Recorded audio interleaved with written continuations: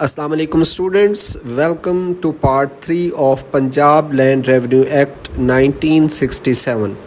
Dear students, पांचवा chapter है chapter 5 village officers. इसमें हम विलेज ऑफिसर्स की अपॉइंटमेंट्स, उनकी ड्यूटीज़, ये सारी चीज़ों को डिस्कस करेंगे चैप्टर 5 के अंदर। Rules regulating appointments village officers की कैसे होंगी, कौन करेगा, ये वाले रूल्स हैं इसके अंदर ऑफ विलेज ऑफिसर्स। ठीक है जी। The board of revenue with prior approval of government may make rule to regulate. अच्छा जी, ये जो विलेज ऑफिसर्स हैं, जैसा कि हमने पढ़ा था कि हर विलेज के अंदर ये विलेज ऑफिसर्स होंगे। ये कौन, पटवारी भी हो सकता है, ज़िलेदार भी हो सकता है, और वो जो क्या कहते हैं उसको, वहाँ का लंबरदार भी हो सकता है विलेज ऑफिसर। इनकी अपॉइंटमेंट जो है वो बोर्ड ऑफ रेवेन्यू करेगा। हाईएस्ट अथॉरिटी जो है लैंड रेवेन्यू एक्ट की, वो जो है वो कौन करेगा, इनकी अपॉइंटमेंट करेगा। और उनके रिलेटेड जो रूल्स बनाए जाएंगे, उनकी अपॉइंटमेंट के रिलेटेड में make rules to regulate appointment of village officers, के विलेज ऑफिसर्स को कैसे अपॉइंट किया जाएगा, उसके कुछ रूल्स कौन तय करेगा, बोर्ड ऑफ रेवेन्यू।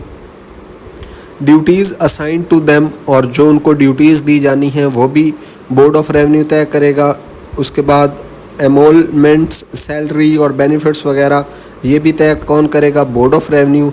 पनिशमेंट्स, अगर उनसे कोई जो ड्यूटी है वो सही नहीं करते, या कोई जो है वो गड़बड़ करते हैं, या फिर अपनी ड्यूटीज़ का जो है वो गैर ज़रूरी या गलत इस्तेमाल करते हैं, तो उनको कुछ जो है वो पनिशमेंट्स, या फिर उनके ऊपर कोई केस वगैरह जो होगा उसका तरीक़ाकार, सस्पेंशन, उनको सस्पेंड किया जाता है, उसका तरीक़ाकार बताया जाएगा। और रिमूवल ऑफ विलेज ऑफिसर्स, इन तमाम चीज़ों के ना जो रूल्स बनाती है वो कौन बनाता है, बोर्ड ऑफ रेवेन्यू। ये आपने याद रखना है जी।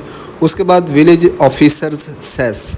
ये जो विलेज ऑफिसर्स सेस है, इसका मतलब ये है कि जो विलेज ऑफिसर्स की तनख्वाह है, उसके लिए जो बोनस या तनख्वाह वगैरह उसके लिए तय की जाएगी, उसका एक टैक्स होगा।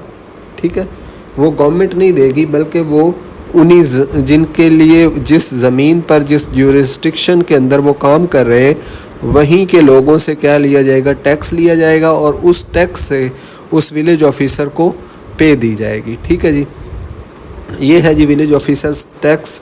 The government by notification may impose a village officers cess on all or any estate in the province. किसी भी प्रोविंस के अंदर, स्टेट पर या सारी एस्टेट पर क्या है जी, सेस गवर्नमेंट जो है वो टैक्स लगा सकती है विलेज ऑफिसर के लिए। उसके बाद the rate shall not exceed 5% of the land revenue.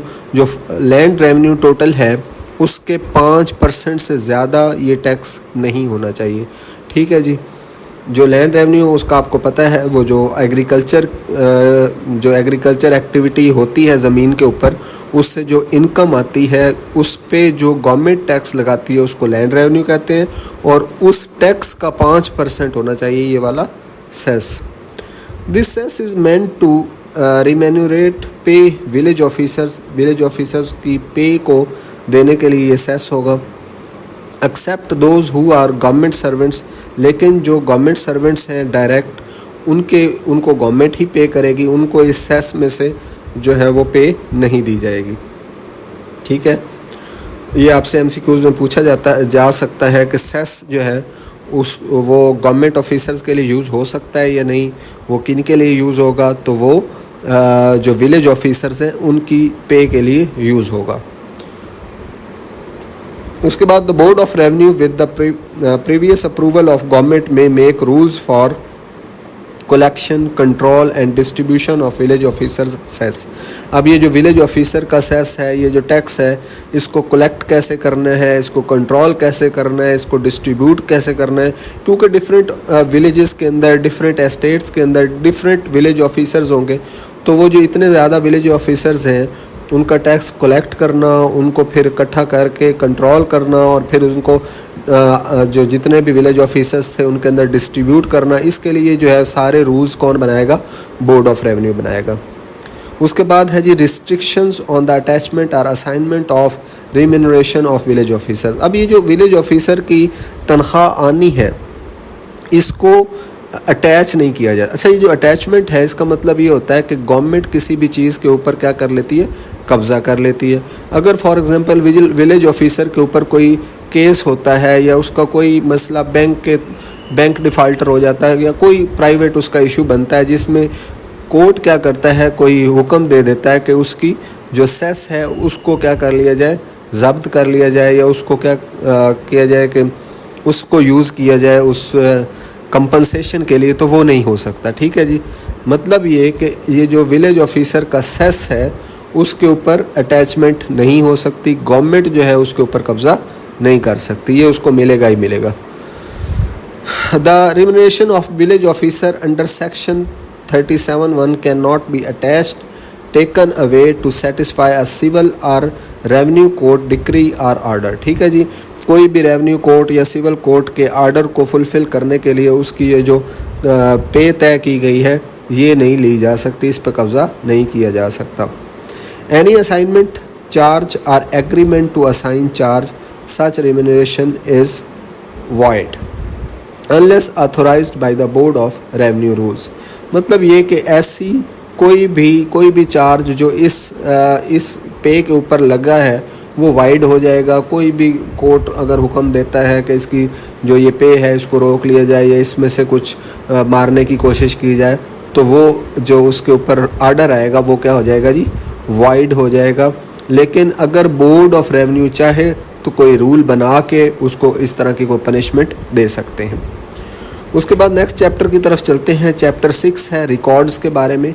ये जो गवर्नमेंट की लैंड्स हैं, एग्रीकल्चरल लैंड्स हैं जिनसे गवर्नमेंट ने रेवेन्यू इकट्ठा करना है, इनका कोई रिकॉर्ड भी होना चाहिए गवर्नमेंट के पास। तो वो कैसे होगा, उसके अंदर क्या क्या चीज़ें होंगी वो देखते हैं।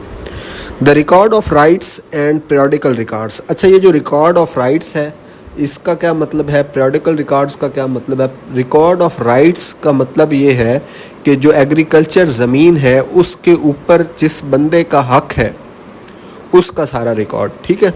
मतलब एक ज़मीन है उसका ऑनर कौन है, उसका लैंडलॉर्ड कौन है, उसके जो टेनांट्स हैं वो कौन है, उस ज़मीन की फर्टिलिटी कितनी है, उस ज़मीन के ऊपर कल्टीवेशन कितनी होती है, ये सारा रिकॉर्ड ज़मीन के रिलेटेड जो है वो क्या है, record of rights.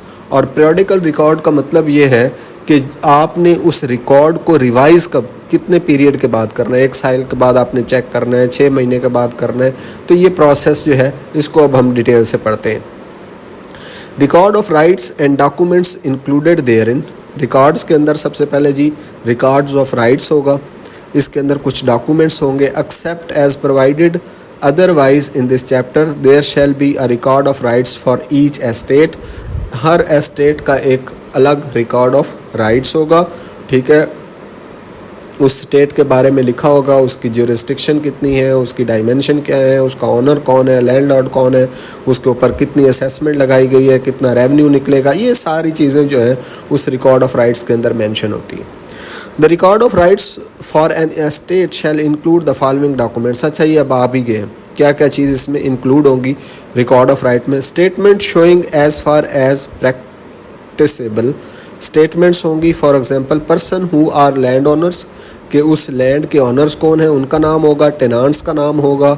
Are entitled to receive any rent, profit or produce or to occupy land in the state. या फिर कोई भी ऐसा बंदा जिसने रेंट लेना है या देना है या प्रॉफिट लेना है या पैदावार करनी है या कोई भी उस स्टेट के अंदर ज़मीन का ऑक्यूपायर है जो उसके ऊपर रह रहा है, तो वो सारा रिकॉर्ड जो ज़मीन के रिलेटेड है वो इस रिकॉर्ड ऑफ राइट के अंदर दर्ज होगा।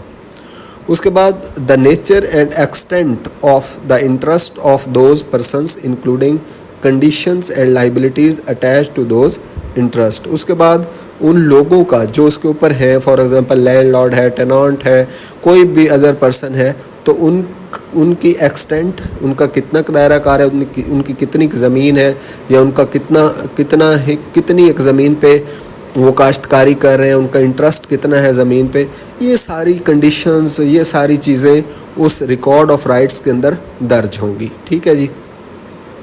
उसके बाद एक वर्ड इस्तेमाल हुआ लाइबिलिटीज़, कि उन्होंने कितनी जो है वो पे करनी है, गवर्नमेंट को कितना पे करना है असेसमेंट के तहत। ठीक है। और फॉर एग्जांपल अगर कोई टेनांट है सो उसने रेंट कितना देना है लैंडलॉर्ड को, ये सारी चीज़ें भी उसके अंदर रिकॉर्ड ऑफ राइट्स के अंदर दर्ज होंगी। The rent, land revenue, rates, cesses or other payments due from and to each person and to government.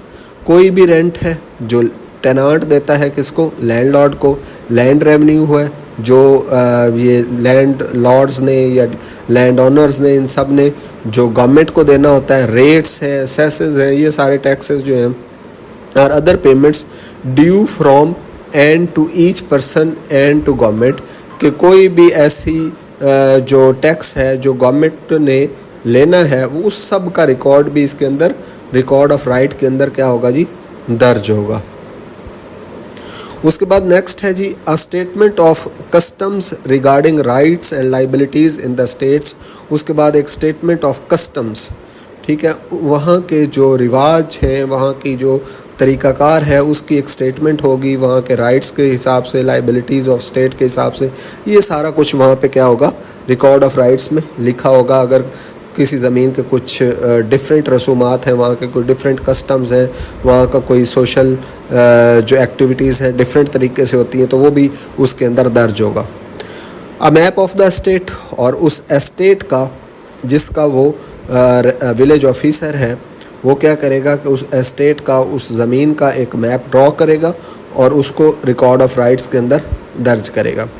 Other documents as prescribed by the board of revenue, उसके अलावा बोर्ड ऑफ रेवेन्यू अगर कोई और documents भी कहता है तो वो भी उसके अंदर अटैच कर देगा with the previous approval of government की अप्रूवल के बाद। अच्छा, ये जो बोर्ड ऑफ रेवेन्यू है ये किसकी अप्रूवल से काम करता है, गवर्नमेंट की अप्रूवल से काम करता है, क्योंकि गवर्नमेंट बड़ी है उससे छोटा बोर्ड ऑफ रेवेन्यू है। उसके बाद 40 है making of special revision of record of rights, के ये जो रिकॉर्ड ऑफ राइट्स है इसको रिवाइज़ भी किया, मतलब इसकी स्पेशल रिवीजन, इसको स्पेशल ख़ास मौक़ों पे इसको क्या किया जा सकता है, चेंज भी किया सकता है। वो कैसे करते हैं अब देखते हैं। If the board of revenue finds that, अगर बोर्ड ऑफ रेवेन्यू को पता चलता है a record of rights for an estate does not exist, कि अगर किसी एस्टेट का रिकॉर्ड ऑफ राइट है ही नहीं, एस्टेट है लेकिन उसका रिकॉर्ड ऑफ राइट नहीं है, or the existing record of right required special revision, लेकिन कोई अगर रिकॉर्ड ऑफ राइट है तो उसके अंदर कोई रिवीजन चाहिए। मतलब कोई अगर पहले एक ज़मीन थी, उसका लैंडलॉर्ड अली था, अब उसका लैंडलॉर्ड अहमद बन गया, कोई नया बंदा बन गया, तो अब उस रिकॉर्ड ऑफ राइट को चेंज करके वहाँ पे क्या किया जाएगा, उसका ओनर या लैंडलॉर्ड जो है उसको चेंज किया जाएगा, या उसकी कुछ जो रिस्ट्रिक्शंस चेंज हुई हैं, असेसमेंट चेंज हुई है, तो उस हिसाब से क्या किया जाएगा, उस रिकॉर्ड ऑफ राइट के अंदर चेंजेस लाई जाएंगी।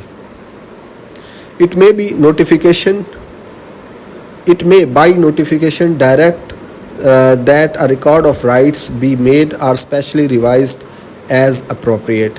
डायरेक्शंस मिलेंगी बोर्ड ऑफ रेवेन्यू या गवर्नमेंट की तरफ से कि इस रिकॉर्ड ऑफ राइट को रिवाइज़ किया जाए या उसको दोबारा से बनाया जाए, जो भी अप्रोप्रिएट लगेगा बोर्ड ऑफ रेवेन्यू को। उसके बाद नेक्स्ट है अ नोटिफिकेशन में specify that the record of rights shall be made और रिवाइज्ड फॉर ऑल और any estate in the local area.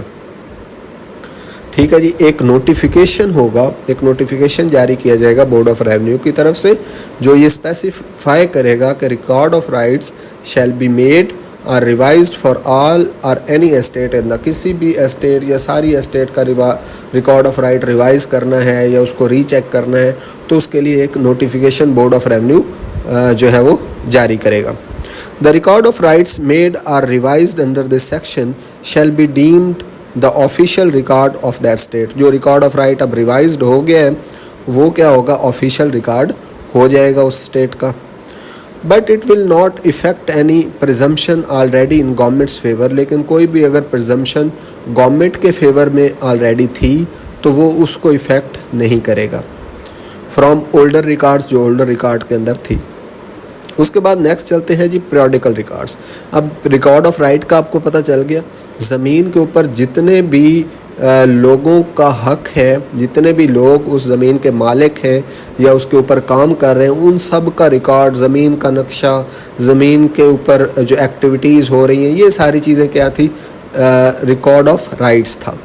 अब पीरियोडिकल रिकॉर्ड्स की बात करते हैं। The collector shall ensure that the patwari of each estate prepares periodically, collector ये बात जो है वो इंश्योर करेगा कि हर एस्टेट का जो पटवारी है वो periodically as directed by the board of revenue, जैसे जो बोर्ड ऑफ रेवेन्यू तय करता है। पीरियडिक का मतलब ये है कि अगर बोर्ड ऑफ रेवेन्यू कहता है कि हर 6 महीने बाद आपने क्या करना है, पीरियडिकल रिकॉर्ड्स बनाना है, या हर साल के बाद आपने करना है, हर 6 महीने, साल या 7 महीने या 3 महीने, जो भी एक पीरियड तय कर दिया जाएगा उस तयशुदा पीरियड के मुताबिक जो पटवारी है वो कलेक्टर के कहने पर क्या करेगा, रिकॉर्ड ऑफ राइट को अपडेट करेगा।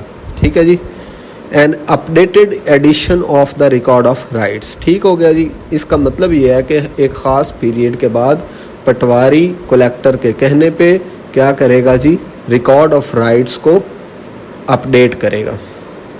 उसके बाद the new edition must include all amendments made under this chapter. अब जो अमेंडमेंट्स करनी है वो कौन सी हैं वो भी बताई जाएंगी और उस न्यू एडिशन के अंदर दर्ज होंगी। This updated addition shall be called the periodical record. अब ये जो हर पीरियड के बाद अपडेट किया जा रहा है रिकॉर्ड ऑफ राइट, हर 3 महीने के बाद, 6 महीने के बाद, 1 साल के बाद, वो जो एडिशन है वो क्या होगा जी, न्यू एडिशन होगा और ये पीरियडिकल रिकॉर्ड इसको कहेंगे। इट शैल इंक्लूड, अब इसमें क्या क्या चीज़ें होंगी इसमें भी देखते हैं, जैसे कि हमने रिकॉर्ड ऑफ राइट्स में देखा था। अब क्या क्या चीज़ें हर 6 महीने बाद या साल बाद चेंज की जाएंगी वो हम देखते हैं। The statement mentioned in the section 39(2)(a and any other document. अब ये जो हमने पहले पढ़ी थी ना चीज़ें, कोई भी कस्टम्स हैं, कोई भी मैप है, वो जो सारी चीज़ें थी, एक तो वो चीज़ें जो है वो अपडेट की जाएंगी। उसके बाद any other document as may be prescribe, या कोई भी स्पेशल डॉक्यूमेंट जो बोर्ड ऑफ रेवेन्यू कहता है या कोई कलेक्टर कह देता है उसको, तो वो भी क्या किया जाएगा, अपडेट कर दिया जाएगा। For preparing periodical record, the collector shall ensure the Patwari of each estate maintains। periodical record बनाने के लिए कलेक्टर का ये काम है कि वो पटवारी से क्या मेंटेन करवाए, a register of mutations। Mutation कहते हैं ये जो इंतकाल होता है ना ज़मीनों का, एक ज़मीन दूसरे बंदे को मुंतकिल करना, ये क्या कहलाता है, इंतकाल मलकियत। कि एक बंदा एक ज़मीन का मालिक था, उसने दूसरे को बेच दी तो वो अब दूसरे के पास चली गई, इसको इंग्लिश में कहते हैं म्यूटेशन। ठीक है, एक रजिस्टर होता है जिसके अंदर ये सारी रिकॉर्ड्स जो हैं वो लिखे जाते हैं। Register of mutation in prescribed form, patwari साहब ने ये रजिस्टर जो है इसको क्या करना है, अपडेट करना है। एनी अदर प्रेस्क्राइब्ड रजिस्टर, या और कोई भी रजिस्टर जो उसको कहा जाएगा, ठीक है, वो भी उसने क्या करना है जी, उसको अपडेट करना है। उसके बाद नेक्स्ट है जी प्रिपरेशन ऑफ कंप्यूटराइज्ड रिकॉर्ड। ये जो पहले वाली रजिस्टरों वाली बात हो रही थी, क्योंकि ये एक्ट था 1967 का, अब ये जो 41A है ये इसके अंदर ऐड किया गया है। इसमें क्या है, आजकल कंप्यूटराइज्ड दौर है, तो ये जो रिकॉर्ड है अब ये क्या किया जाएगा, कंप्यूटराइज्ड किया जाएगा। वो कैसे किया जाएगा बताया जा रहा है। The board of revenue shall ensure that the latest edition of periodical record of an estate is prepared in computerized form। अब ये जो periodical record next या latest होगा उसको आपने रजिस्टरों पे नहीं लिखना, उसको कंप्यूटर के अंदर आपने क्या करना है, लिखना है। ठीक है, कंप्यूटराइज्ड फॉर्म में आपने उसको लेके आना है। If no such periodical record exist, अगर किसी एस्टेट का कोई periodical record है ही नहीं सिरे से, then the latest edition of the record of rights shall be computerized। फिर क्या किया जाएगा, जो पहले आपने रिकॉर्ड ऑफ राइट्स बनाया था, या आप अब नए सिरे से किसी एस्टेट का रिकॉर्ड ऑफ राइट बनाते हैं तो उसको कंप्यूटर पे बनाना है, अब आपने उसको रजिस्टरों पे नहीं लिखना। ठीक है जी। उसके बाद the board of revenue through a notification will fix a date from which the computerised record of rights of an estate or a group of estate will start. उसके बाद बोर्ड ऑफ रेवेन्यू एक notification जारी करेगा जिसके बाद क्या हो जाएगा कि फुल ये जो रिकॉर्ड ऑफ राइट्स है इसको कंप्यूटराइज्ड कर दिया जाएगा। पीरियडिकल रिकॉर्ड्स को भी नेक्स्ट क्या किया जाएगा, कंप्यूटराइज्ड किया जाएगा, ताकि कोई भी जो ऑफिसर है उसको इजीली एक्सेस कर सके और उसको चेक कर सके। उसके बाद नेक्स्ट चलते हैं। The board of revenue again through a notification can also prohibit the preparation of manual periodical records under section 41 from a specific date. वही बात है कि बोर्ड ऑफ रेवेन्यू कोई नोटिफिकेशन जारी करके ये रोक सकता है कि आप ये जो मैनुअल रजिस्टरों के ऊपर रिकॉर्ड बना रहे थे, पीरियडिकल रिकॉर्ड या रिकॉर्ड ऑफ राइट्स, उसको क्या कर सकता है, प्रोहिबिट कर सकता है, रोक सकता है। ठीक है, बोर्ड ऑफ रेवेन्यू के पास ये पावर है अकॉर्डिंग टू दिस लॉ। उसके बाद 41B computerised periodical records. The collector shall ensure that the computerised edition of the record of right is prepared periodically। ये जो कंप्यूटराइज्ड है ये भी periodically बनाया जाएगा और ये इसको इंश्योर कौन करवाएगा? कलेक्टर इंश्योर करवाएगा। As directed by the board of revenue amended in accordance with this chapter. ठीक है जी, जो बोर्ड ऑफ रेवेन्यू अगर कहता है, जो जो उन्होंने अमेंडमेंट की है उसके मुताबिक वो क्या करेगा, उस रिकॉर्ड ऑफ राइट को और जो periodical रिकॉर्ड है उसको कंप्यूटराइज्ड करवाएगा कलेक्टर। ठीक हो गया जी। नेक्स्ट है जी, this computerised edition shall be called the periodical record of estate. ये जो periodically कंप्यूटराइज्ड एडिशन होना है इसको भी periodical रिकॉर्ड ही कहा जाएगा। It shall include the statements mentioned in section 39(2)A। इसके अंदर वो सारी स्टेटमेंट्स होंगी जो पहले रजिस्टरों के अंदर होती थी, वही मैप होगा, वही उसकी क्या कहते हैं म्यूटेशंस के रिकॉर्ड होंगे, उसके जो है ऑनर्स के रिकॉर्ड, लैंडलॉर्ड्स के रिकॉर्ड, उन सब के रिकॉर्ड्स जो हैं वो कंप्यूटराइज्ड कर दिए जाएंगे। The collector shall also ensure that in computerised form the following are maintained. अब कंप्यूटराइज्ड फॉर्म में क्या क्या चीज़ें खसूसी तौर पे आपने ख्याल रखनी है। The record of mutations of state के रिकॉर्ड ऑफ म्यूटेशंस क्या है, जो इंतकाल मलकियत है। फॉर एग्ज़ाम्पल किसी ने, एक बंदे ने दूसरे को ज़मीन बेच दी है या दे दी है या गिफ्ट कर दी है, तो वो जो मालिक चेंज हुआ है उसका रिकॉर्ड एक तो वहाँ पे होना चाहिए हर स्टेट का। And any other prescribe document या कोई भी डॉक्यूमेंट्स जो उसको कहा जाएगा उसको कंप्यूटराइज्ड कर दिया जाएगा। उसके बाद procedure for making records. Procedure क्या होगा? Making of that part of periodical record relating to the land owners duty to report acquisition of rights. ठीक है जी, ये क्या कह रहा है कि अगर periodical रिकॉर्ड्स कोई लैंड ऑनर्स के रिलेटेड है, ठीक है, आपने क्या करना है, कोई भी बंदा जो लैंड ऑनर बनता है उसकी ड्यूटी है कि वो राइट्स के अंदर उसको क्या करेगा, दर्ज करेगा। Duty to report acquisition of rights any person acquiring rights. कोई भी बंदा जो ज़मीन के ऊपर आ रहा है नया और उसके राइट्स हासिल कर रहा है, in a estate or land owner or as a tenant for a fix term exceeding 1 year through inheritance, purchase, mortgage, gift or otherwise must report this acquisition to the patwari within 3 months।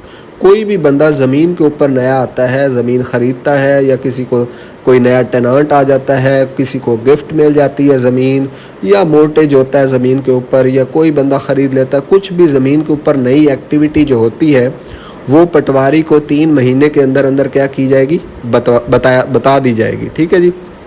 For example Ali से किसी ने ज़मीन ख़रीदी है 20 एकड़, तो वो 20 एकड़ जो नए बंदे ने ख़रीदी है, परचेज़र ने ख़रीदी है, वो पटवारी को 3 महीने के अंदर अंदर बताएगा। पटवारी उसका फिर क्या करेगा, रिकॉर्ड बनाएगा। ठीक है जी। द पटवारी शैल, अब पटवारी क्या करेगा, record the report in the roznamcha daily register के अंदर उसको रिकॉर्ड करेगा। Provide a free copy of recorded report to the reporting person, और जिस बंदे ने वो बताया था कि मैंने ये ज़मीन ख़रीद ली है उसको एक कॉपी दे देगा और ख़ुद भी लिख लेगा। ठीक है। Send a copy of the report within 1 week to the union administration office. Union administration office में भी उस रिकॉर्ड की, वो जो नया रिकॉर्ड किया गया है उसकी कॉपी भेज दी जाएगी। तो आपने ये चीज़ें याद रखनी है कि जो बंदा ज़मीन नहीं लेता है या एक ज़मीन पे नया ओनर आता है, उसने 3 महीने के अंदर अंदर पटवारी को बताना है। उसके बाद पटवारी क्या है, रोज़नामचे के अंदर दर्ज करेगा, उसकी एक कापी उसको देगा, और अगले जो 1 हफ्ते के अंदर अंदर जो है वो पटवारी यूनियन एडमिनिस्ट्रेशन ऑफिस को भी उसकी कॉपी सेंड करेगा। ये आपने याद रखना है। उसके बाद minor or incapacitated person, कोई ऐसा बंदा जो अभी छोटा है, ठीक है, जो अभी 18 साल से कम है, या कोई ऐसा बंदा है जो उसकी कैपेसिटी नहीं, बूढ़ा हो गया है, या जिसका भी सही तरह अकल काम नहीं करता, ऐसा बंदा जो है या बीमार है, उसके बारे में क्या कहते हैं। If the person acquiring the right is a minor, अगर जो पर्सन है जो नया ओनर बन रहा है वो है ही छोटा, ठीक है, अंडर एज है, आर अनेबल टू रिपोर्ट, और वो बेचारा छोटा बच्चा है वो नहीं रिपोर्ट कर सकता, पटवारी को नहीं बता सकता, then his guardian or the person managing his property will report it to the patwari. तो फिर उसका जो गार्डियन होगा वो क्या करेगा, पटवारी को उसकी रिपोर्ट करेगा। ये आपसे पूछा जा सकता है माइनर केस के अंदर पटवारी को रिपोर्ट कौन करेगा, उसका गार्डियन या फिर managing person of the property. उसके बाद पटवारी क्या करेगा, patwari must enter every report received under sub section 1 or 2 in the register of mutations. ये जो रिपोर्टें आएंगी, ये जो मलकियत चेंज हो रही है वो म्यूटेशंस के अंदर ही दर्ज होनी है ना, तो वो सारी ये रिपोर्ट रजिस्टर ऑफ म्यूटेशंस के अंदर दर्ज कर लेगा। आल्सो एंटर इन द रोजनामचे के अंदर भी लिखेगा, and register of mutations if he believes a right has been acquired but no report was made he must record it himself in both. ठीक है, अगर फॉर एग्जांपल उसे पता चलता है कि कहीं पे ये जो है ऑनरशिप चेंज हुई है और उसको पता नहीं, बताया नहीं गया, तो अगर उसको वैसे ही पता चल गया तो वो खुद ब खुद क्या कर देगा, रोजनामचे के अंदर और रिकॉर्ड ऑफ राइट के अंदर उन सब चीज़ों को फिलअप कर देगा रजिस्टर के अंदर।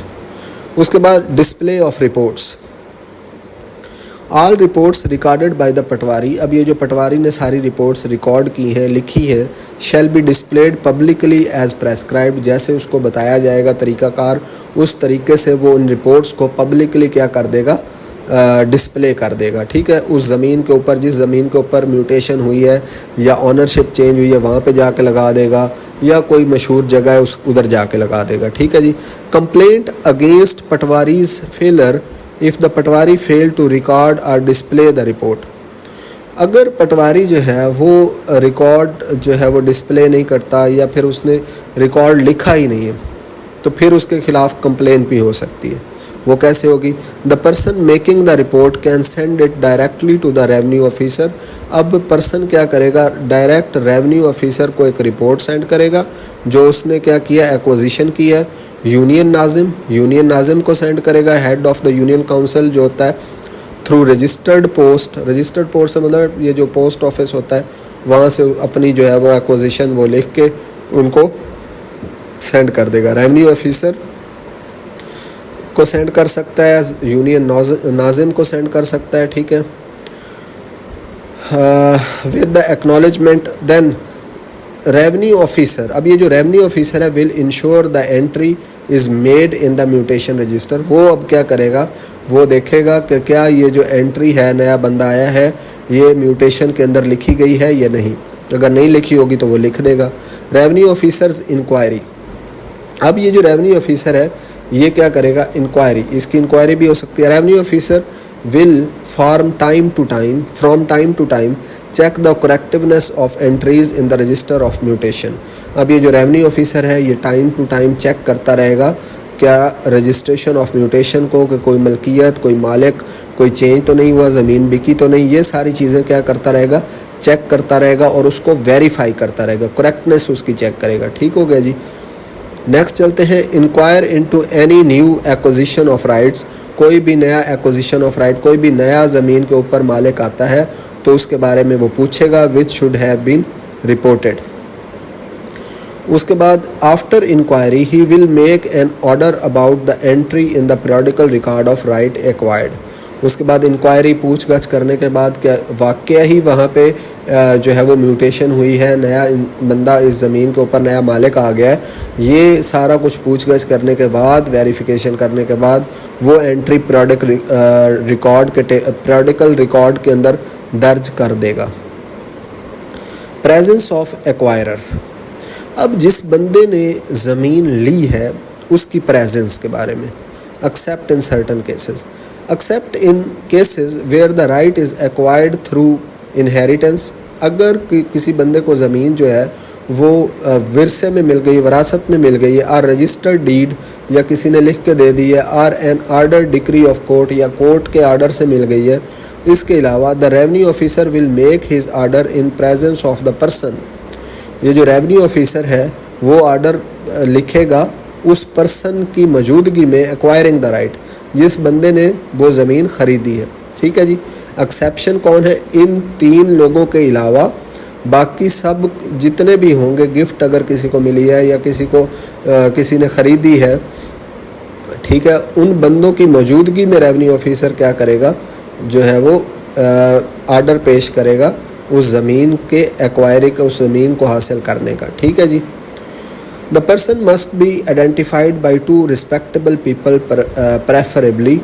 अब ये जो नया बंदा ले रहा है ज़मीन, वो आइडेंटिफाइबल होना चाहिए, उसको जानते हो लोग, लंबरदार जानता, एक तो लंबरदार साहब हैं वो जानते होंगे, ठीक है, उनका जानना ज़रूरी है। उसके बाद मेंबर ऑफ़ द ज़िला काउंसिल, तहसील काउंसिल और टाउन काउंसिल, ज़िला काउंसिल, तहसील काउंसिल, टाउन काउंसिल, उनके मेंबर में से कोई जानता हो। ठीक है, तो जो ज़मीन ले रहा है वो क्या करेगा, इनमें से किसी एक से क्या करवाएगा, साइन करवाएगा और उसके बाद उसकी एंट्री जो है वो कर दी जाएगी। Their signatures or thumb impression will be taken by the revenue officer on the register of mutations। Register of mutation पे उनके थम और उनके सिग्नेचर जो है वो लिए जा सकते हैं, ये जो रेवेन्यू ऑफिसर लेगा, ताकि उनके ऊपर जो उनकी लाइबिलिटी है कि वो उस बंदे को जानते हैं या नहीं, वो वेरीफाई हो जाए। उसके बाद पब्लिक इंक्वायरी की बात करते हैं। The inquiry or order under sub section 6 must be made in common assembly. ये जो इंक्वायरी है, ये जो पूछगछ है, ये कहाँ पे होगी, ऑफिस में होगी, कहाँ पे होगी, ये कॉमन असेंबली के अंदर होगी, उस विलेज के अंदर, उस एस्टेट के अंदर, वहाँ पे कहीं होगी। ठीक है, of a state to which the mutation relates, जहाँ पे ये म्यूटेशन होनी है, ये जो मलकियत है वो चेंज होनी है, वहीं पे इंक्वायरी वगैरह होगी, वहीं पे पूछगछ होगी, ताकि तमाम लोगों को उसका इल्म हो जाए कि अब ये ज़मीन बिक चुकी है। उसके बाद 9th है जी updating records. After the revenue officer's order, जब रेवेन्यू ऑफिसर ऑर्डर दे देगा, सारा कुछ इंक्वायरी वगैरह करके, थंब लगवा के ज़िला वो जो काउंसिल था उसके बाद वो क्या करेगा, अपने ऑर्डर देगा।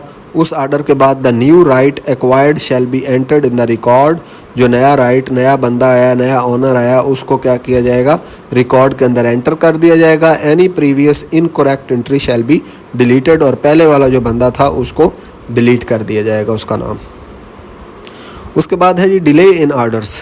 If no order under sub section 6 is passed within 3 months of the report entry, the revenue officer must report the cause of delay to the collector.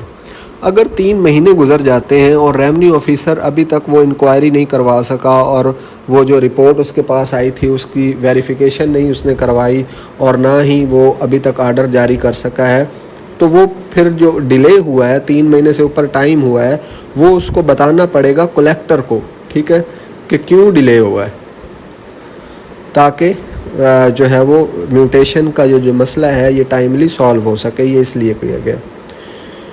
Communication of orders कैसे पहुंचाए जाएंगे। The revenue officer shall send the gist summary of the order, ये जो summary, जो order उसने पेश and पे देना है कि ये जो म्यूटेशन हो गई है, उसका जो ऑर्डर उसने लिखना है, वो क्या करेगा, उसकी एक समरी बनाएगा और वो सेंड कर देगा the person whose right has been acquired, उस बंदे को जिसने ज़मीन बेची है। And the union administration office of the estate, और यूनियन एडमिनिस्ट्रेशन ऑफिस उस एस्टेट का जो है उसको भी एक कॉपी भेज दी जाएगी। उसके बाद है जी the report of acquisition of right after Punjab land revenue Act 2017। अब क्या है report of acquisition of right, ये रिपोर्ट कैसे बनेगी।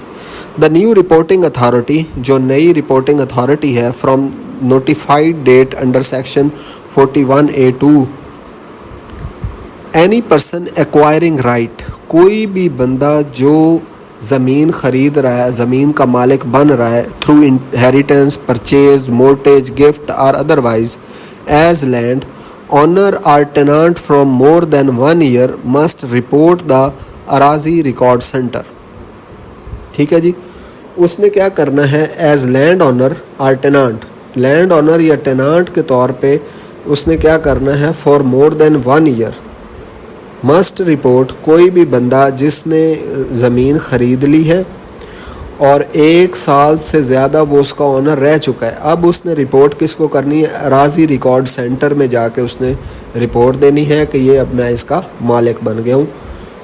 विद इन 3 months, 3 महीने के अंदर अंदर। ठीक हो गया जी।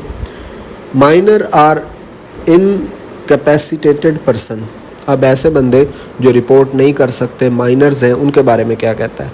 If such in such cases the guardian or caretaker must make the report to the Arazi record centre. अगर कोई बंदा छोटा है, 18 साल से छोटा है, वो नहीं जा सकता इन ऑफिसेज में, तो उसका जो गार्डियन है या उसका केयर टेकर है वो रिपोर्ट करेगा अराजी सेंटर में। Action by Araji record centre, अब अराजी रिकॉर्ड सेंटर के पास रिपोर्ट आ गई, इन्फॉर्मेशन आ गई, अब वो क्या करेंगे? The Arazi record centre shall take further action on the report as prescribed under the Punjab land records authority act 2017। अब अराजी रिकॉर्ड सेंटर जो है वो एक्शन लेगा किसके मुताबिक? Punjab land Revenue Records authority act 2017 के मुताबिक। उसके बाद है जी interim procedure. Until new rules are made under the Punjab land records authority act 2017।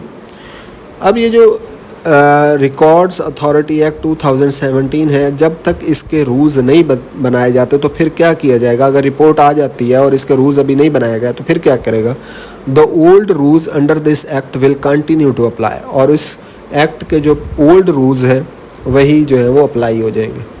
Making of that part of periodical record which relates to the other person. ठीक है जी, ये अब देखते हैं। If a person acquires any interest in land other than those rights mentioned in the section 42। अगर कोई बंदा किसी ज़मीन के अंदर कोई इंटरेस्ट ले लेता है, फॉर एग्जांपल वो ऑनर नहीं बनता, वो उसका टेनांट नहीं बनता, कोई और उसका इंटरेस्ट उस ज़मीन के अंदर क्रिएट हो गया, लाइक ऑनरशिप, इनहेरिटेंस, गिफ्ट और मोर्टेज। ठीक है जी, ये अगर उसको ऑनरशिप मिल गई है, इनहेरिटेंस मिल गया, गिफ्ट मिल गया, मोर्टेज मिल गया, इनमें से कोई चीज़ किसी बंदे ने एक्वायर कर ली है, हासिल कर ली है, अब क्या होगा? इफ़ इट इज़ अनडिस्प्यूटेड, अगर उसको अनडिस्प्यूटेड ज़मीन मिल गई है, कोई मसला नहीं हुआ, the patwari record it in the prescribed manner, patwari चुप करके उसको क्या करेगा? रिकॉर्ड कर लेगा रिकॉर्ड ऑफ राइट्स में। इफ़ इट इज़ डिस्प्यूटेड, अगर उसका कोई मसला चल रहा है, एक भाई ने उसको ज़मीन को बेच दिया है, दूसरा भाई उसको कहता है मैंने नहीं बेची, दो भाइयों की इकट्ठी ज़मीन थी, कोई डिस्प्यूट अभी चल रहा है, पटवारी क्या करेगा? Patwari enters it in the mutation register, patwari जो है इसको म्यूटेशन रजिस्टर के अंदर एंटर तो कर लेगा। Records of change in the land rights ownership and it is handled over सब सेक्शन 6 to 11 ऑफ सेक्शन 42। ठीक है जी, उसके बाद वो क्या करेगा? उसकी इंक्वायरी वगैरह करेगा, पता करेगा और सारा फिर ये प्रोसेस करेगा। उसके बाद नेक्स्ट चलते हैं। If a person acquires an interest in land, अगर कोई पर्सन एक इंटरेस्ट लैंड के अंदर एक्वायर करता है other than the rights under section 42A, 42A के अंदर जो राइट्स थे उसके अलावा, the patwari record it and send it to the Arazi record Centre.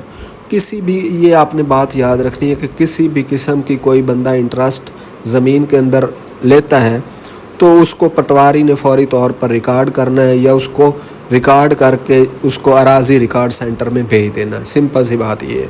ठीक है जी, उसके बाद the Arazi record centre it is the computerised land records. Araji record centre में जो कंप्यूटराइज्ड लैंड रिकॉर्ड्स हैं उनके अंदर फिर वो क्या की जाएगी? रिपोर्ट जो है पटवारी ने जो रिकॉर्ड बनाया है उसको सबमिट कर दिया जाएगा।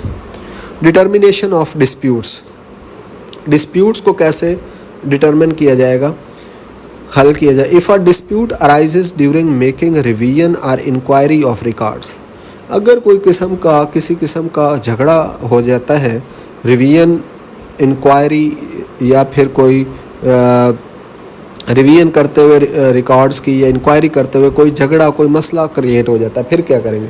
रेवेन्यू ऑफिसर में decide which entry should be made in the record mutation register. फिर रेवेन्यू ऑफिसर डिसाइड करेगा कि कौन सी एंट्री कहाँ पे करनी है म्यूटेशन रिकॉर्ड में, या जैसे भी उसने करनी है ये उसको बेहतर पता होगा क्योंकि वो वहाँ पे उस एरिया के, उस एस्टेट के अंदर मौजूद है।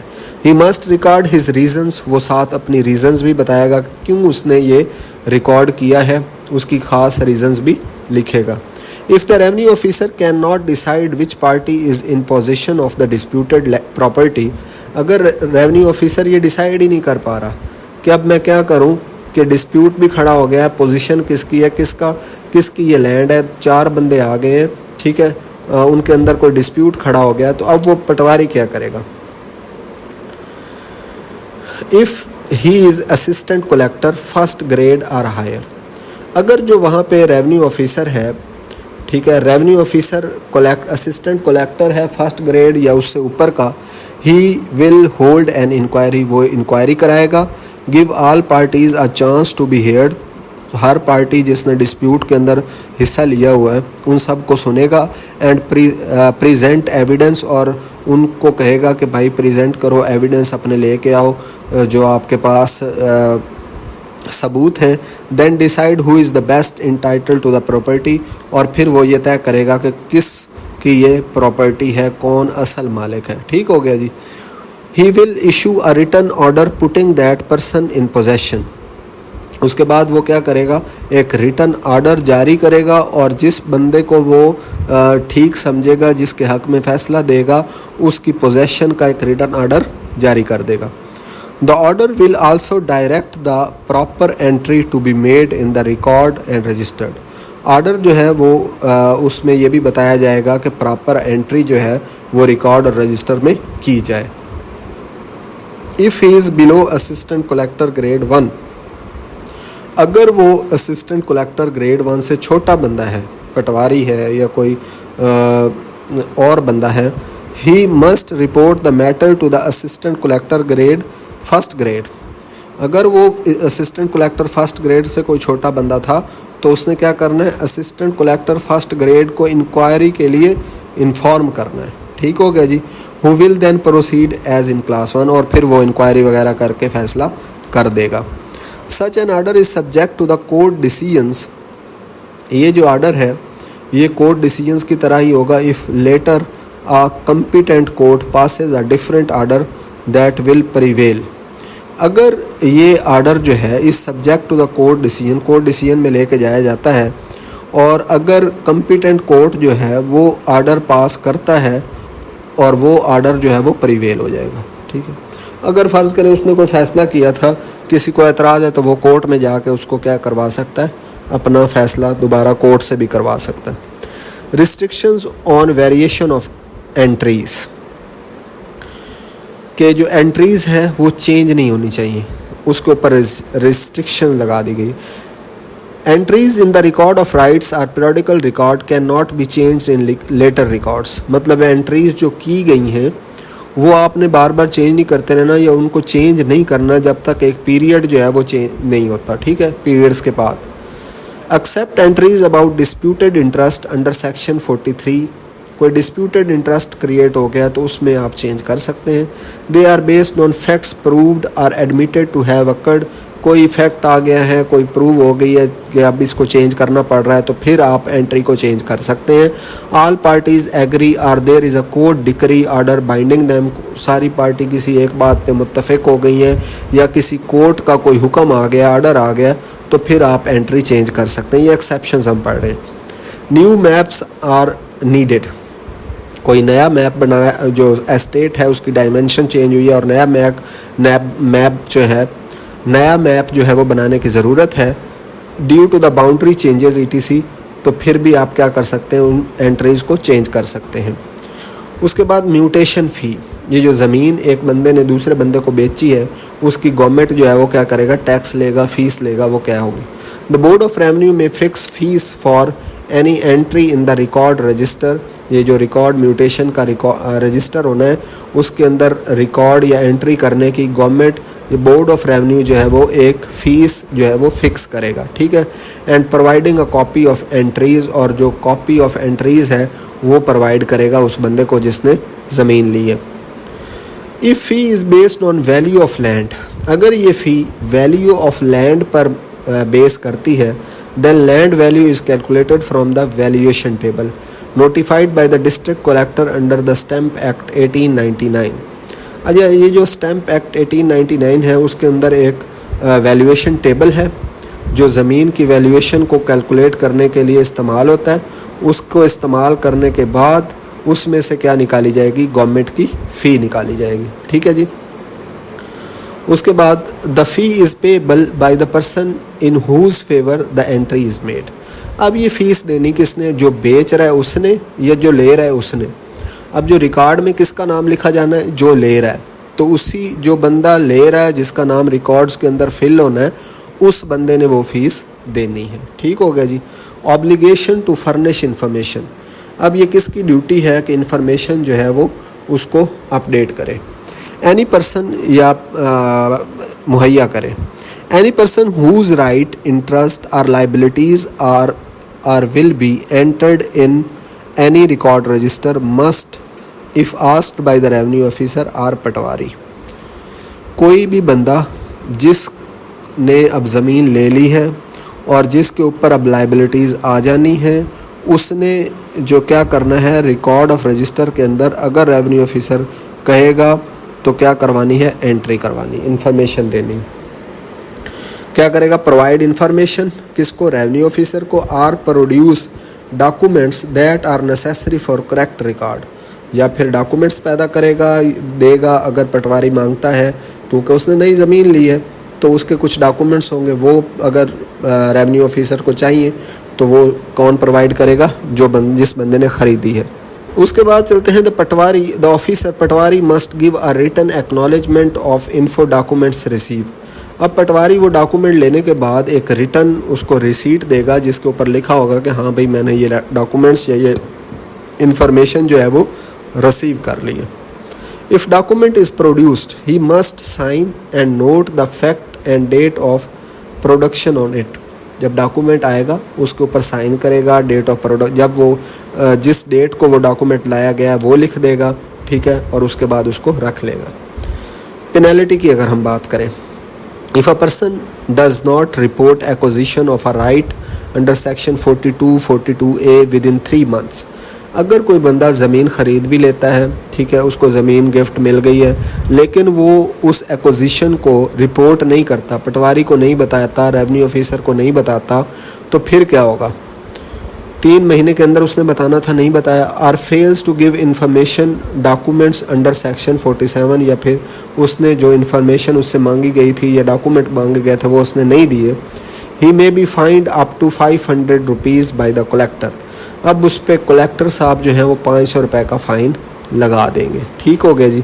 If the right is acquired, अगर राइट किसी ने ज़मीन के ऊपर जो है वो कब्ज़ा कर लिया है थ्रू अ रजिस्टर्ड डॉक्यूमेंट के ज़रिए, then registering authority itself must report this acquisition to patwari. अब वो जो रजिस्टरिंग अथॉरिटी जिसने वो रजिस्ट्री की है वो क्या करेगी, इस एक्विजिशन की, इस जो राइट जो मिला है जिस बंदे को, उसकी सारी जो रिपोर्ट उन्होंने जो रजिस्ट्री की है वो रिकॉर्ड सेंड कर देगी पटवारी को या अराजी रिकॉर्ड सेंटर को इन द प्रेस्क्राइब्ड मैनर, जैसे ही उनको बताया जाएगा। उसके बाद चलते हैं rights of government and presumptions. Governments के क्या हकूक़ हैं और उनकी प्रिजम्पशंस क्या हैं वो देखते हैं। Rights of government in mines and minerals. Regardless of what and any court order, custom, contract, deed or document says, all mines and minerals are and always have been the property of the government। इसके बावजूद कि कोई भी court का order है, किसी बंदे के पास कोई ज़मीन है, कोई पोजेशन है, कोई कस्टम है, किसी ने कोई कॉन्ट्रैक्ट किया हुआ है या कोई भी डॉक्यूमेंट उसके पास है, अगर उसकी ज़मीन के अंदर कोई माइन आ जाती है, माइन का मतलब है कोई कान, ये जो नमक की कान आ जाती है या कोयले की कान आ जाती है, ऐसी कोई चीज़, या मिनरल्स निकल आते हैं, ठीक है, कोई स्टोन्स प्रेशियस किस्म के निकल आते हैं, और always have been the property, वो फिर प्रॉपर्टी उस बंदे की नहीं रहेगी, वो किसकी हो जाएगी, गवर्नमेंट की हो जाएगी। गवर्नमेंट, अच्छा ये आपने याद रखना है कि माइंस और मिनरल्स हमेशा किसके होते हैं, गवर्नमेंट के होते हैं, जिसकी मर्ज़ी ज़मीन से निकलें।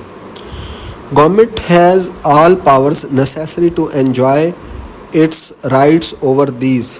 गवर्नमेंट की तमाम पावर्स हैं वो इन माइंस के ऊपर और मिनरल्स के ऊपर, वो इनको निकालेगी, एन्जॉय करेगी, बेचेगी। ये गवर्नमेंट का सारा हक है उनके ऊपर, ठीक है जी। एक्सप्लेनेशन के अंदर वो क्या कहता है, for nuclear energy, mineral oil and natural gas. ये 3 चीज़ें आपने याद रखनी है। न्यूक्लियर एनर्जी के वहाँ पे कोई यूरेनियम वगैरह निकल आता है, मिनरल ऑयल निकल आता है या नेचुरल गैस निकल आती है। गवर्नमेंट का मतलब होगा फेडरल गवर्नमेंट। फेडरल गवर्नमेंट का मतलब क्या है?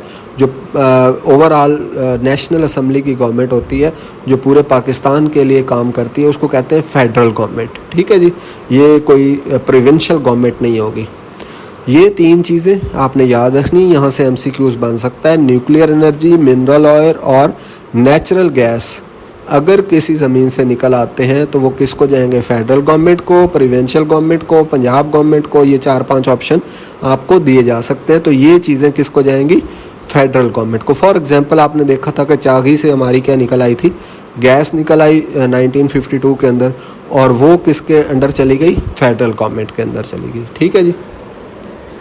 उसके बाद for all other mines and minerals, इन 3 चीज़ों के अलावा बाकी जितनी भी चीज़ें हैं, माइंस और मिनरल्स वगैरह, ये जो नेचुरल चीज़ें हैं किसी ज़मीन से निकल आती हैं, तो उसका वहाँ पे गवर्नमेंट का मुराद क्या होगा? पंजाब गवर्नमेंट। तो वो पंजाब गवर्नमेंट के पास जाएंगी। ठीक हो गया जी।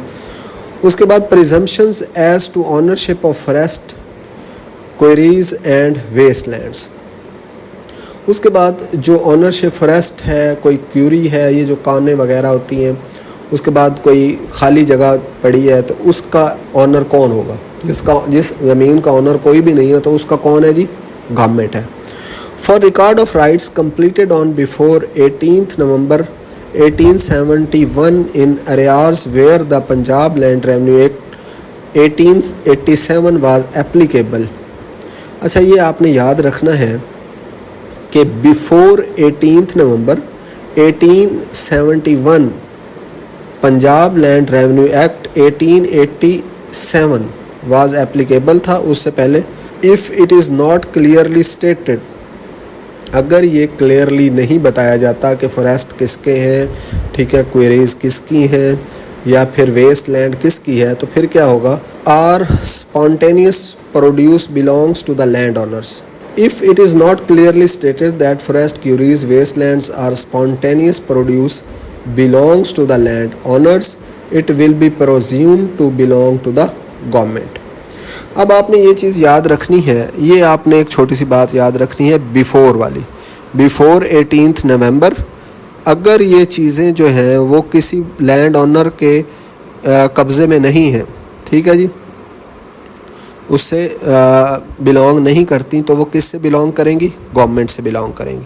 अब दूसरी बात, for the record of rights completed after 18 नवंबर। अब ये आफ्टर 18 नवंबर, ये 2 चीज़ें आपने अपने सिक्यूज़ के लिए याद रखनी है। बिफोर 18 नवंबर और आफ्टर 18 नवंबर। बिफोर 18 नवंबर किसके पास जाएगी? गवर्नमेंट के पास ये सारी चीज़ें जाएंगी। अगर आफ्टर 18 नवंबर आ जाता है तो ये चीज़ें किसके पास जाएंगी? It will be presumed to belong the land owners. ठीक है जी, ये आपने याद रखना है बिफोर और आफ्टर वाला। बिफोर के साथ गवर्नमेंट और आफ्टर के साथ कौन है? Land owners. ठीक है, ये असल में वजह ये बनी थी कि पहले क्या होता था कि गवर्नमेंट, ब्रिटिश गवर्नमेंट थी, वो चाहती थी कि वो ज़्यादा से ज़्यादा चीज़ों पे कब्ज़े करके उससे फ़ायदा कमाए, लेकिन फिर लैंड लॉर्ड्स ने उसके ख़िलाफ़ प्रोटेस्ट किए। फिर उन्होंने चेंज किया कि अब जो ये फॉरेस्ट वगैरह होंगे तो ये अब जो हैं वो लैंड लॉर्ड्स जो हैं उनके ही होंगे। ठीक है जी। The presumption under sub section 1 can be rebutted challenged by showing that the assessment record report prepared at the time of revenue assessment proves otherwise or the record report is silent. Then by comparing the assessment of village with forest quarries etc and village of the similar type but without forest quarries etc and showing that the value of such forest quarry land produce are already included in the land revenue assessment. अच्छा, अगर किसी बंदे को कोई शक है, अगर किसी बंदे को कोई एतराज़ है कि ये जो ग्रास लैंड था, ये जो फॉरेस्ट था, ये जो था ये मेरा है, ठीक है, तो फिर उसको क्या करना पड़ेगा? उसको प्रूफ जो है वो पेश करना पड़ेगा। ये सिंपल वर्ड्स में बात हो रही। उसके बाद है compensation for infringement of right of third parties in exercise of right. ये क्या है? ये देखते हैं। Government, if while government exercise its right under section 59 and 50, the right of any person are affected due to the occupation of his land, the disturbance of land surface. होता क्या है कि फॉर एग्जांपल कहीं से कान निकल आई है या कहीं से कोई ऑयल निकल आया है, अब उस कान या ऑयल को ऑपरेट करने के लिए कुछ ना कुछ ज़मीन किसी और बंदे की भी यूज़ होगी, वहाँ पे मशीनरी लगाई जाएगी, प्रोजेक्ट लगाए जाएंगे। अब जिस बंदे की आसपास ज़मीन थी जो यूज़ हो रही है उन सारे प्रोजेक्ट्स पे, तो उस ज़मीन का क्या किया जाएगा, कंपनसेशन गवर्नमेंट देगी जिसकी ज़मीन थी। ठीक है जी, इसका कहने का मतलब ये है। Person are affected due to the occupation of his land or disturbance of the land surface, then government must pay compensation to that person. ठीक है, उसको पैसा देगी या कहीं और से ज़मीन दे देगी। The compensation will be determined according to the principle of the Land Acquisition Act 1894. In principles के तहत, इस एक्ट के प्रिंसिपल्स वो आपको पढ़ने की ज़रूरत नहीं है, बस आपने ये याद रखना है कि जो कंपनसेशन दी जाएगी वो principles of the land acquisition act 1894 के तहत दी जाएगी। उसके बाद presumption in favour of entries in record of rights and periodical records. अब वो कह रहा है कि किसी रिकॉर्ड ऑफ राइट्स और पीरियोडिकल रिकॉर्ड्स के बारे में फेवर में जो प्रिजम्पशन है वो अब देखते हैं। Any entry made in record of rights as per the law और इन द पीरियोडिकल रिकॉर्ड, कोई भी एंट्री जो रिकॉर्ड ऑफ राइट में या पीरियोडिकल रिकॉर्ड में की जाएगी under this chapter and its rule will be presumed true, उसको ट्रू समझा जाएगा, ठीक समझा जाएगा। ठीक है, it will remain valid until it is proved false, ये वैलिड ही रहेगी जब तक इसको कोई प्रूफ दे के फॉल्स नहीं साबित किया जाता। और new lawful entry replaces it, या फिर कोई नई एंट्री हो जाती है। Suit for declaratory decrees by person aggrieved by an entry in the record। अब ये जो अगली बात है इसको आपने समझना है। If someone thinks an entry in the record of right or periodical record is wrong, अगर कोई ये समझता है कि ये जो एंट्री हुई है ये गलत है, about the right of he possesses, then he can file a declaratory suit under chapter 6 of the Specific Relief Act 1877। तो अब वो सूट कर सकता है, केस कर सकता है स्पेसिफिक रिलीफ एक्ट 1877 के तहत। ये बात आपने याद है। उसके बाद है जी सप्लीमेंटल प्रोविजंस। ये जो सप्लीमेंटल प्रोविजंस हैं इसको हम नेक्स्ट वीडियो के अंदर डिस्कस करेंगे। आज के लिए इतना ही काफ़ी। अगर आपको ये वीडियो अच्छी लगी तो हमारे यूट्यूब चैनल को सब्सक्राइब और वीडियो को लाइक कर दें। Thank you very much.